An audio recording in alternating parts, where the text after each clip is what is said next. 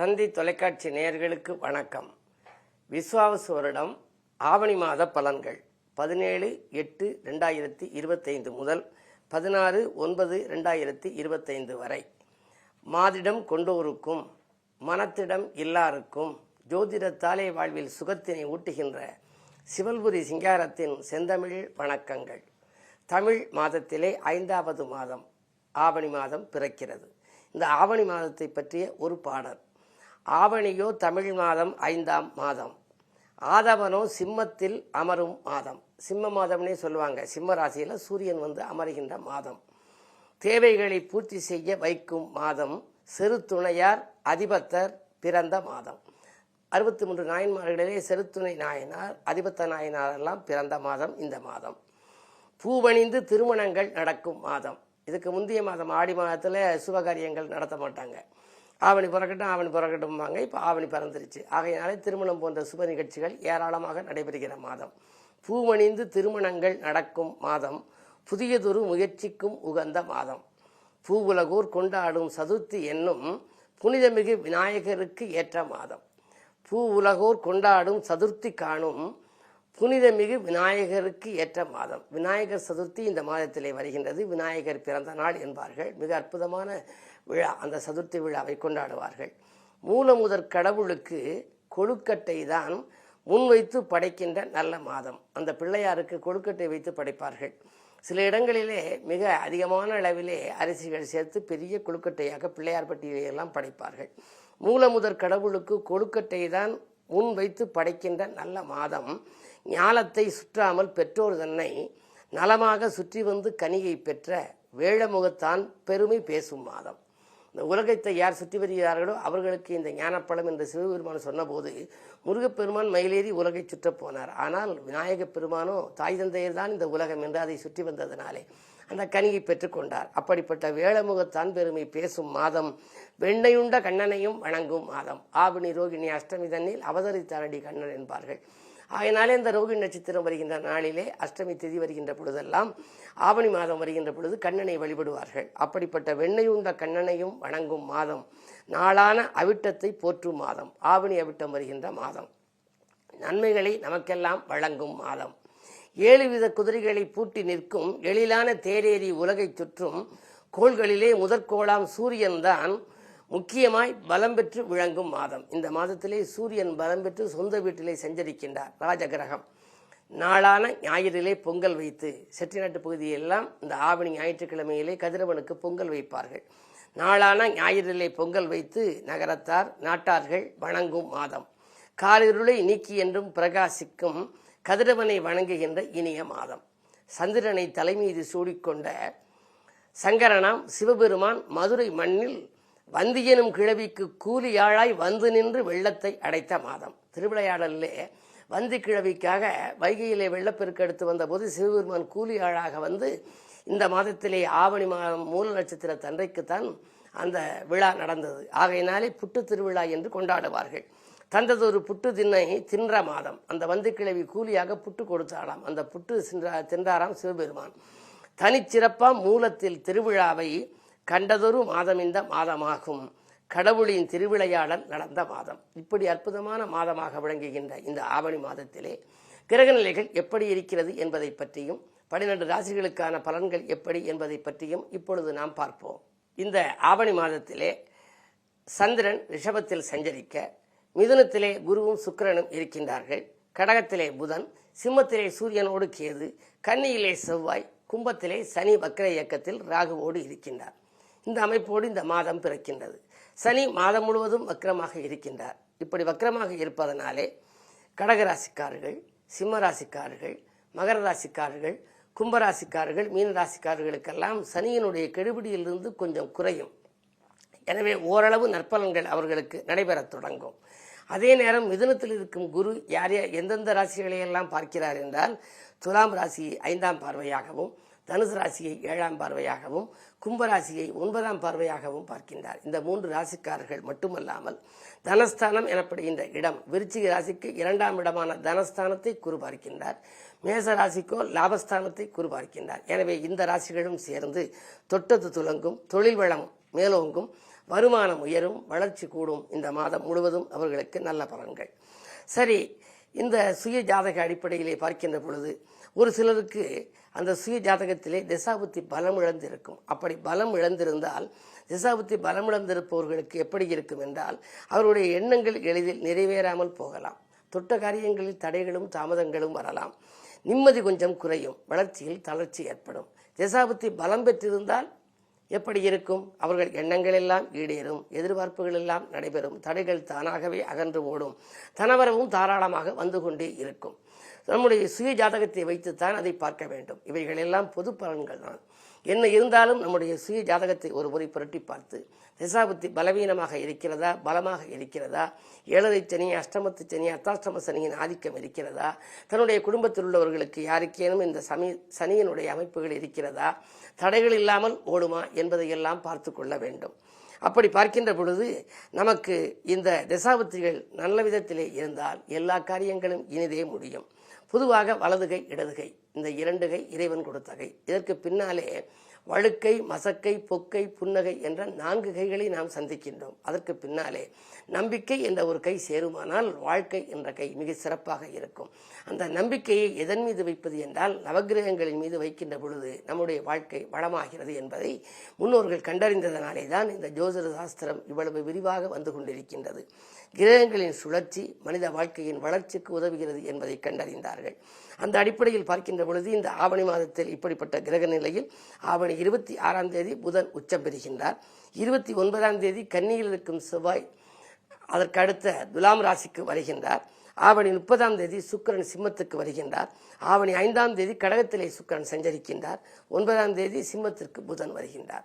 இப்படி இருக்கக்கூடிய சூழ்நிலையில் இந்த மாதங்களில் என்னென்ன விழாக்கள் நடைபெறுகின்றன? 27/8/2025 ஆவணி 11ஆம் தேதி விநாயகர் சதுர்த்தி. பிள்ளையார்பட்டி விநாயகரை நாம் வழிபடுவது நல்லது. அது மட்டுமல்ல, ஆங்காங்கே இருக்கக்கூடிய உங்களுடைய சிவாலயங்களில், உங்கள் ஊருக்கு பக்கத்தில் இருக்கக்கூடிய ஆலயங்களில் உள்ள விநாயகப் பெருமானுக்கும் விழாக்களை கொண்டாடுவார்கள். மோதகம் அப்பமெல்லாம் வைத்து கொண்டாடுவார்கள். கவியரசு கண்ணதாசன் ஒரு முறை பிள்ளையார்பட்டிக்கு வந்த பொழுது ஒரு காரியம் முடியவில்லையே என்று மனக்கவலையோடு உள்ளே நுழைந்தார்.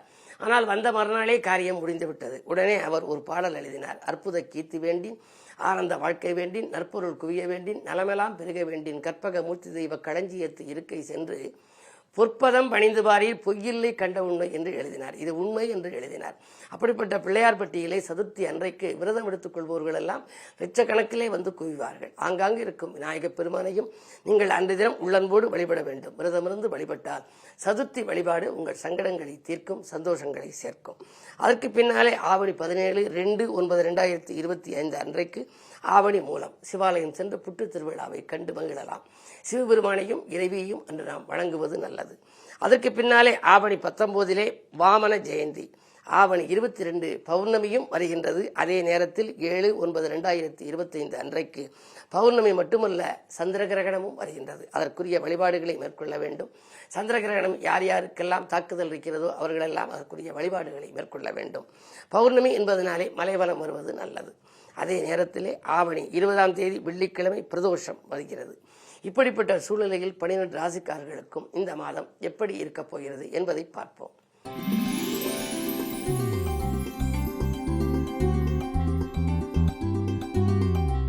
மேசராசி நேயர்களே, உங்களுக்கெல்லாம் ராசிநாதன் செவ்வாய் 6ஆம் இடத்தில் மாத தொடக்கத்தில் எதிர்ப்பு, வியாதி, கடன் ஆகியவற்றை குறிக்கும் இடத்திலே ராசிநாதன் இருக்கின்றாரே. இந்த மாதம் நமக்கு எதிர்ப்பு வருமா, வியாதிகள் வருமா, மருத்துவ செலவு உண்டா என்றெல்லாம் நீங்கள் மனக்கலக்கம் கொள்ள வேண்டாம். உங்கள் ராசிக்கு செவ்வாய் அஷ்டமாதிபதியாகவும் விளங்குபவர்.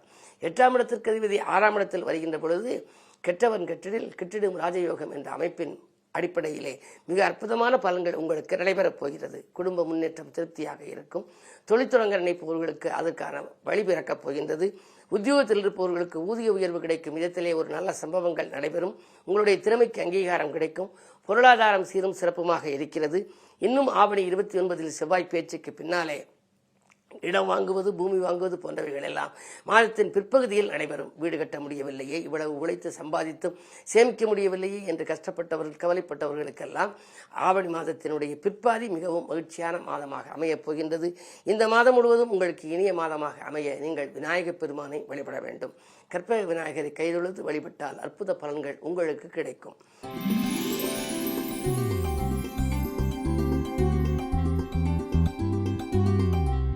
ரிஷபராசினியர்களே, உங்களுக்கு மாத தொடக்கத்திலேயே சந்திரன் உங்கள் ராசியில் உச்சம் பெற்றிருக்கின்றார்.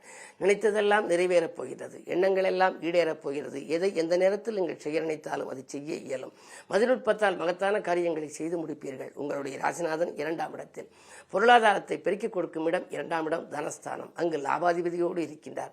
எனவே லாபம் வந்து குவியப் போகின்றது. தொழிலை பொறுத்தவரை மிகச் சிறப்பாக இருக்கும். உத்தியோகத்தில் உள்ளவர்களுக்கு ப்ரமோஷனுக்கு அல்லது பதவி உயர்வுக்கெல்லாம் நீங்கள் எதிர்பார்த்து காத்திருந்தால் அந்த சம்பவம் நடைபெறும்.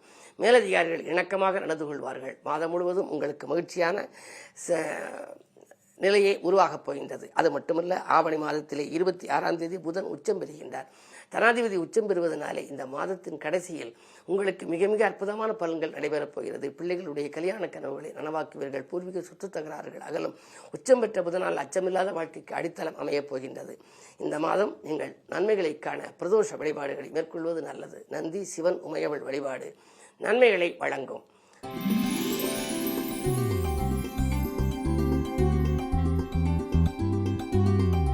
மிதுனராசி நேயர்களே, உங்களுக்கெல்லாம் மாத தொடக்கத்தில் குரு சுக்கிர சேர்க்கை, 2 முரண்பாடான கிரகங்களின் சேர்க்கை.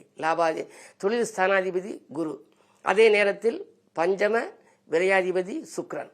பிள்ளைகள் வழியில் ஒரு பெரும் விரயங்கள் ஏற்படலாம். அதே நேரம் பூர்வீக சொத்துக்களை விட்டுவிட்டு புதிய சொத்துக்கள் வாங்கும் யோகம் உண்டு. பிள்ளைகளை உங்கள் மேற்பார்வையில் வைத்துக் கொள்ளுங்கள். தொழில் முதலியவற்றில் நீங்கள் ஈடுபடுகின்ற பொழுது கொஞ்சம் ஆராய்ந்து ஈடுபடுவது நல்லது. சனி வக்ர இயக்கத்தில் இருக்கின்றார். 9க்கு அதிபதி வக்ர இயக்கத்தில் இருக்கின்ற பொழுது சில விரயங்களை சந்திக்கத்தான் வேண்டும். பெற்றோர் வழியில் கொஞ்சம் பிரியம் குறையலாம். உற்றார் உறவினர்களை கொஞ்சம் அனுசரித்துக் கொள்வது நல்லது. உறவினர் பகை பாராட்டாமல் நீங்கள் அவர்களை அனுசரித்து செல்வதன் மூலமே உங்களுக்கு ஆதாயங்கள் கிடைக்கும். பொதுவாக இந்த மாதத்திலே தொழிலை பொறுத்தவரை 10க்கு அதிபதி குரு உங்கள் ராசியில் இருப்பதனாலே, முரண்பாடான கிரகத்தின் அமைப்பில் இருப்பதனாலே தொழில் மாற்றங்கள் உண்டு. இதுவரை இருந்த தொழிலை விட்டுவிட்டு புதிய தொழில் தொடங்கலாமா, அதற்கான மூலதனம் கிடைக்குமா என்றெல்லாம் சிந்திப்பீர்கள். நண்பர்கள் அதற்கு கை கொடுத்து உதவுவார்கள். பணவரவு ஓரளவு போதுமானதாக இருந்தாலும் விரயங்கள் மேலோங்கி இருக்கும். வருமானத்தை காட்டிலும் செலவு கூடுதலாக இருக்கும். வீண் விரயங்களிலிருந்து விடுபட நீங்கள் சுப செலவுகளை மேற்கொள்ளுங்கள். பிள்ளைகளுக்கான எதிர்கால நலன்கருதி நீங்கள் செலவிடுவதும் உகந்தது. பெண் குழந்தைகள், திருமண வயதிடைந்த குழந்தைகள் இருந்தால் அதற்கான சீர்வரிசை பொருட்களை வாங்கி சேமிக்கலாம். வீடு கட்டுவது, கட்டிய வீட்டை பழுது பார்ப்பது போன்றவற்றில் கவனம் செலுத்துகின்ற மாதமாக இந்த மாதம் அமைகின்றது. இந்த மாதம் உங்களுக்கு இனிய மாதமாக அமைய ஆதியந்த பிரபுவை வணங்குவது உத்தமம்.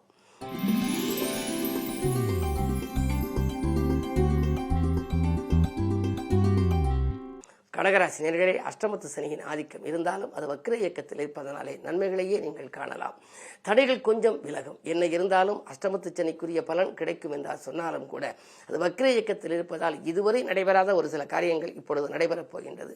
குடும்ப பிரச்சனைகள், கொடிகட்டி பறந்த பிரச்சனைகள் எல்லாம் படிப்படியாக மாறும். வாங்கல் கொடுக்கலில் இருந்த தடுமாற்றங்கள் அகலும். எதிரிகள் விலகுவார்கள். வாய்ப்புகளை எல்லாம் உபயோகப்படுத்திக் கொள்வது உங்கள் புத்திசாலித்தனமாகும்.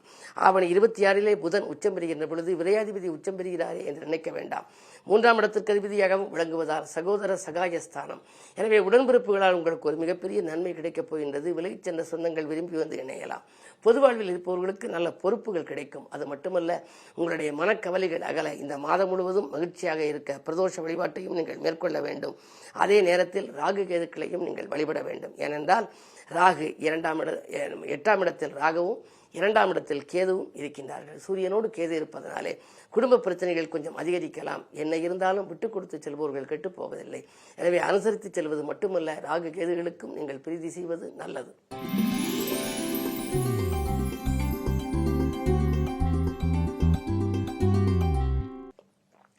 சிம்மராசினியர்களே, ராசிநாதன் சூரியன் ராசியில் இருக்கின்றார். மிகுந்த யோகமான நேரம். நீங்கள் எதை செய்ய நினைத்தாலும் செய்ய இயலும். தேர்ந்தெடுத்த களம் எதுவாக இருந்தாலும் உங்களுக்கு நன்மை கிடைக்கும். பாராட்டும் புகழும் கூடும். பாசம் மிக்கவர்களின் நேசம் கிடைக்கும். நிகழ்கால தேவைகள் படிப்படியாக பூர்த்தியாகும். ஆனால் உடன் கேது இருக்கின்றார். ராசியிலேயே கேது இருக்கின்ற போது உங்களுக்கு மனக்கவலைகள் கொஞ்சம் அதிகரிக்கத்தான் செய்யும். இனம் புரியாத கவலை, ஆனால் வெளியில் சொல்ல மாட்டீர்கள். ஒரு சில காரியங்களில் தடைகளும் தாமதங்களும் வரத்தான் செய்யும் என்றாலும் காரியங்கள் கடைசி நேரத்தில் கைகூடிவிடும். அரசு வேலைக்கு விண்ணப்பித்தவர்களுக்கு அந்த வேலை கிடைக்கலாம். அரசாங்கத்தின் சலுகைகளை எதிர்பார்த்தவர்களுக்கு அதுவும் உங்களுக்கு கிடைக்கலாம். பொதுவாக சூரிய பலம் நன்றாக இருந்தாலே காரியங்களில் வெற்றி கிடைக்க வேண்டும். லாபஸ்தானத்தில் குரு இருக்கின்றார். எனவே கண்டிப்பாக தொழிலே சென்ற மாதத்தில் ஏற்பட்ட இழப்புகளை ஈடு செய்ய புதிய வாய்ப்புகள் உங்களுக்கு வரப்போகின்றது. வாய்ப்புகள் வாயில் கதவை தட்டும். இந்த மாதம் உங்களுக்கு நல்ல மாதம்தான். ஆவணி 26 புதன் உச்சம் பெறுகின்ற பொழுது மேலும் நீங்கள் நன்மைகளை காணப்போகின்றீர்கள். தனாதிபதி உச்சம் பெறுகின்றார். தனவரவு மாத கடைசியில் தாராளமாக வந்து கொண்டே இருக்கும். இந்த மாதம் நீங்கள் சூரிய வழிபாட்டை மேற்கொள்ள வேண்டும். பொதுவாக 7 குதிரை பூட்டிய சூரியன் இருக்கும் இடம் சென்று சூரியனார் கோவிலுக்கும் செல்லலாம். அருகில் இருக்கும் சிவாலயம் சென்று அங்குள்ள சூரிய பகவானையும் நீங்கள் வணங்குவது நல்லது.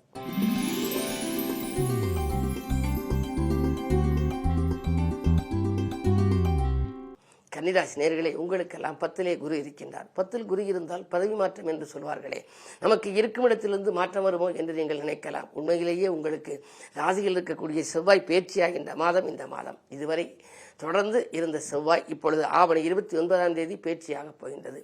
ஒரு கிரகம் பேச்சியாவதற்கு ஒரு 15 நாள் முன்னதாகவே சில நன்மைகளை செய்யலாம். அந்த அடிப்படையில் வரும் இடம் நல்ல இடமாற்றமாகவே உங்களுக்கு வரலாம். ஒரு சிலருக்கு அயல் நாட்டிலிருந்து கூட அழைப்புகள் வரலாம். நல்ல இடத்தில் பணிபுரிய உங்களுக்கு வந்தால் அந்த வாய்ப்புகளை உபயோகப்படுத்திக் கொள்ளுங்கள். அது மட்டுமல்ல, இடம் வாங்குவது, பூமி வாங்குவது, என்றைக்கு குறைந்த விலைக்கு வாங்கி போட்ட இடம் இப்பொழுது அதிக விலைக்கு விற்று அதில் வரும் லாபத்தை கொண்டு தொழில் தொடங்கலாமா என்று சிந்திப்பது போன்றவற்றில் கவனம் செலுத்துவீர்கள். 12ஆம் இடம் விரயஸ்தானத்திலே சூரியனும் கேதுவும் இருக்கின்றார்கள். ஆன்மீக பயணங்கள் அதிகரிக்கும். அடிக்கடி ஆலய வழிபாடுகளை நீங்கள் மேற்கொள்ள நினைப்பீர்கள். மேற்கொள்வதும் உத்தமம். சூரியன் 12இல் இருப்பதனாலே அரசு வழி சிக்கலுக்கு சிலர் ஆளாக நேரிடும். தொழில் புரிவோர் கொஞ்சம் கவனமாக இருக்க வேண்டும். என்ன இருந்தாலும் உங்களுக்கு விரதங்களும் வழிபாடுகளும் இந்த மாதம் கை கொடுக்கும். முத்தாய்ப்பாக நீங்கள் முருகப்பெருமானை வணங்குவது நல்லது.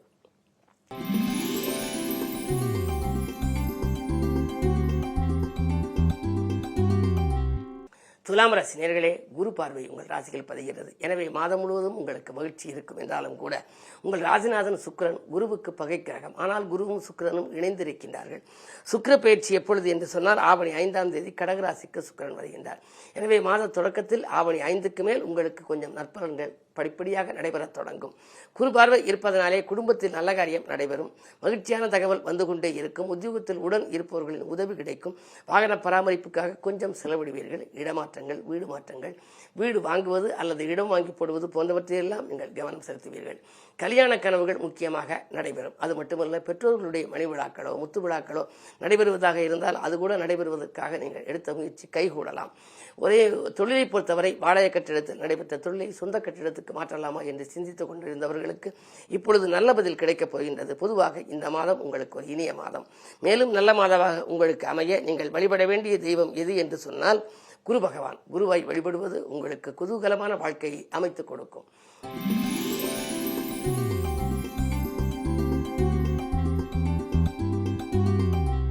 விருச்சிக ராசி நேயர்களே, உங்களுக்கெல்லாம் இந்த மாதம் மிகுந்த நற்பலன்களை கிடைக்கும் யோகமான மாதம், அற்புதமான மாதம், வெற்றிக்குரிய செய்திகள் வீடு வந்து சேர்கின்ற மாதம். எப்படி என்று சொன்னால், ராசிநாதன் செவ்வாய் லாபஸ்தானத்தில் இருக்கின்றார். பொதுவாக ராசிநாதன் லாபஸ்தானத்தில் இருந்தாலே லாபம் வந்து கொண்டே இருக்கும். எனவே தொழிலை பொறுத்தவரை நீங்கள் எதிர்பார்த்ததை காட்டிலும் கூடுதல் லாபம் கிடைக்கும். சரி, உத்தியோகத்தில் உள்ளவர்களாக இருந்தால் உங்களுக்கு நல்ல பதவி உயர்வும் ஊதிய உயர்வும் தானாகவே கேட்காமலேயே கிடைக்கலாம். குரு பார்வை உங்கள் ராசிக்கு 2ஆம் இடத்திலும் பதிகிறது, 12ஆம் இடத்திலும் பதிகிறது. 12ஆம் இடம் பயணஸ்தானம். எனவே இடமாற்றங்கள் எதிர்பார்த்தபடி அமையலாம்.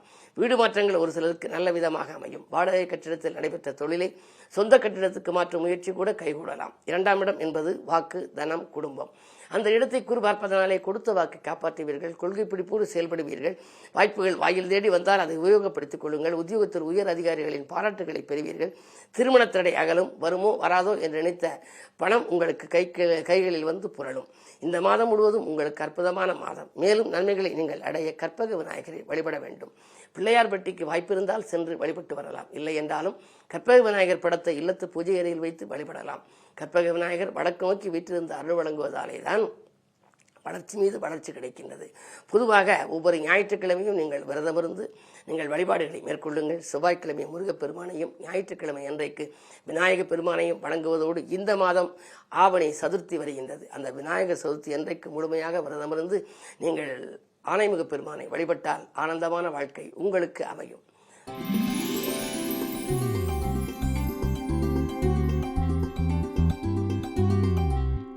தனுசு ராசி நேயர்களே, உங்களுக்கு ராசிக்கு 7ஆம் இடத்திலே குரு சுக்கிரன் ஆவணி 5ஆம் தேதி பேச்சியாகி கடகத்துக்கு வருகின்றார். 6க்கு அதிபதி 8க்கு வருகின்ற பொழுது ஆவணி 5க்கு மேல் உங்களுக்கு மிகுந்த நற்பலன்கள் கிடைக்கப் போகிறது. கெட்டவர் கெட்டிடில் கிட்டிடும் ராஜயோகம் என்பதற்கு ஏற்ப நடக்காத சில காரியங்கள் நடைபெறும். குடும்பச் சுமை குறையும்.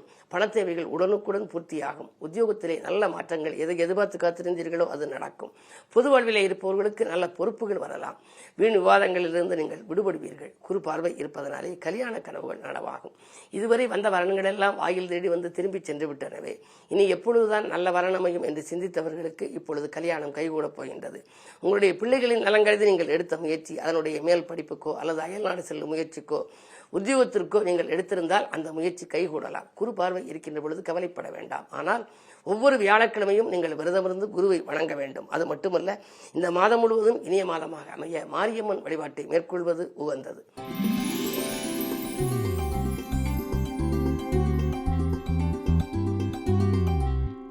மகர ராசி நேயர்களே, உங்களுக்கு அஷ்டமத்திலே சூரியன் கேது, அஷ்டமத்தில் சூரியனும் கேதுவும் இருக்கின்றார்கள்.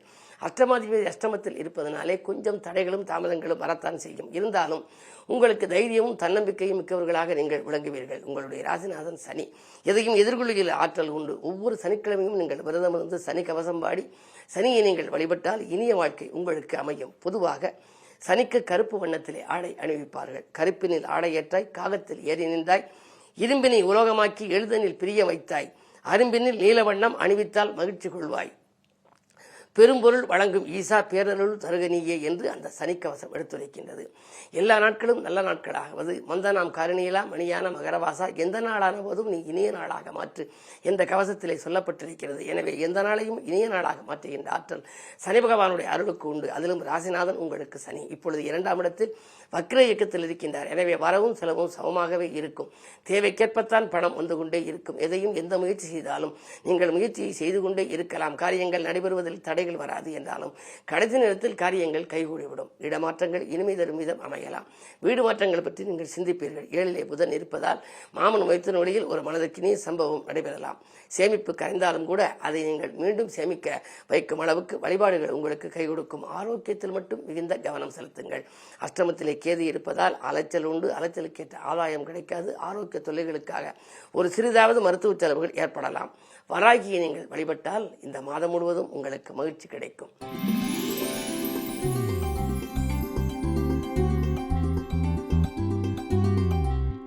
கும்பராசி நேயர்களே, உங்களுக்கெல்லாம் இந்த மாதம் ஒரு இனிய மாதம். ராசியிலேயே ராசிநாதன் சனி, ஆனால் வக்ர இயக்கத்தில் இருக்கின்றார். இனமுறியாத கவலை மேலோங்கும். எந்த காரியத்தை எடுத்தாலும் இதை செய்வோமா செய்ய வேண்டாமா என்ற ரெட்டித்த சிந்தனை மேலோங்கும். அருகில் இருப்பவர்களின் ஆதரவு கொஞ்சம் குறையலாம். மனக்கிளேசங்கள் அதிகரிக்காமல் இருக்க நீங்கள் மன நிம்மதியோடு வாழ வேண்டும் என்றால் தெய்வீக சிந்தனை உங்களுக்கு அதிகம் வேண்டும். பொதுவாக ராகுவும் இருக்கின்றார். ராகு கேதுகளுக்குரிய வழிபாடுகளை மேற்கொள்ளலாம். சனிக்குரிய வழிபாடாக ஒவ்வொரு சனிக்கிழமையும் நீங்கள் சனி பகவானை வழிபடுவது மட்டுமல்ல, ஒவ்வொரு நாளும் விநாயக பெருமானை அதிகாலையில் வணங்க வேண்டும். சிதறுகாய் உடைத்தால் துன்பங்கள் சிதறி ஓடும் என்பார்கள். பொதுவாக 5ஆம் இடத்திலே குரு இருப்பதனாலே பிள்ளைகள் வழியில் உங்களுக்கு நல்ல தகவல் கிடைக்கும். பிள்ளைகளுடைய வேலை கிடைக்கவில்லை என்றிருந்தால் வேலை கிடைக்கும். அவர்களுக்கு மாலை கிடைக்கவில்லை என்றால் திருமண முயற்சிகள் கைகூடலாம். அயல்நாடு சென்று படிக்க விரும்பினால் அதற்காக நீங்கள் எடுத்த முயற்சி கைகூடும். சுக்கிரபலமும் 5இல் இருக்கிறது. அது 6ஆம் இடத்திற்கு ஆவணி 5ஆம் தேதி வருகின்றது. பொதுவாக சுகாதிபதி 6இல் வருகின்ற பொழுது ஆவணி 5க்கு மேல் கொஞ்சம் உடல்நிலையில் தொல்லைகள் வரலாம். இருந்தாலும் தைரியமும் தன்னம்பிக்கையும் உங்களுக்கு தேவை. எதிர்மறை சிந்தனைகளை தவிர்த்து நேர்மறை சிந்தனைகளை மேற்கொள்ளுங்கள். 7ஆம் இடத்திலே சூரியன் இருந்து கொண்டு சனியை பார்ப்பதனாலே வாழ்க்கை துணை வழியே கொஞ்சம் விட்டுக் கொடுத்து செல்வது நல்லது. பழைய பிரச்சனைகளை நீங்கள் கண்டுகொள்ள வேண்டாம். என்ன இருந்தாலும் இந்த மாதம் ஆவணி 26ஆம் தேதி புதன் உச்சம் பெறுகின்றார். அஷ்டமாதிபதி உச்சம் பெறுவது அவ்வளவு நன்மைதானா என்று நீங்கள் நினைக்க வேண்டாம். பொதுவாக மறைந்த புதனால் நிறைந்த தனலாபம் கிடைக்கும் என்பார்கள். எனவே மாத கடைசியில் மகத்துவம் அதிகரிக்கும். கடைசி வாரம் உங்களுக்கு களிப்போடு உள்ள வாரம், கனிவான வாரம், காசு பண புழக்கம் அதிகரிக்கின்ற வாரம். இடையில் உங்களுக்கு ஒவ்வொரு நாளும் நல்ல விதம் நடைபெற நீங்கள் துர்க்கை வழிபாட்டை மேற்கொள்ளுங்கள். சனிக்கிழமை அனுமனையும் நீங்கள் வணங்குவது நல்லது. சனி பகவான் வழிபாடும் உங்கள் சஞ்சலங்களை தீர்க்கும்.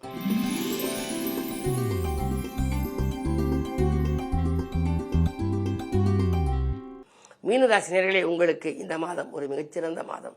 நினைத்ததெல்லாம் நடைபெறும் மாதம். நட்பால் நன்மை கிடைக்கின்ற மாதம். நாடு மாற்றங்களும் வீடு மாற்றங்களும் எதிர்பார்த்து காத்திருப்பவர்களுக்கு அது கைகூடுகின்ற மாதம். முக்கிய புள்ளிகள் இல்லம் தேடி வந்து உங்கள் முன்னேற்றத்திற்கு வழிகாட்டுவர். 4ஆம் இடத்திலே குருவும் சுக்கிரனும் இணைந்திருக்கின்றார்கள். சுகஸ்தானம் பலப்படுகின்றது. சுகங்களும் சந்தோஷங்களும் வரும். ஆரோக்கிய தொல்லைகள் அகலும்.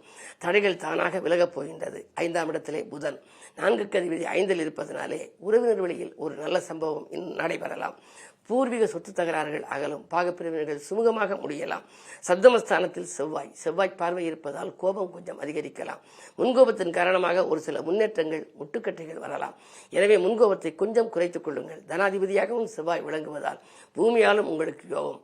வீடு வாங்கும் யோகம் அல்லது பூமிகள் வாங்குவது பற்றி நீங்கள் சிந்திப்பீர்கள்.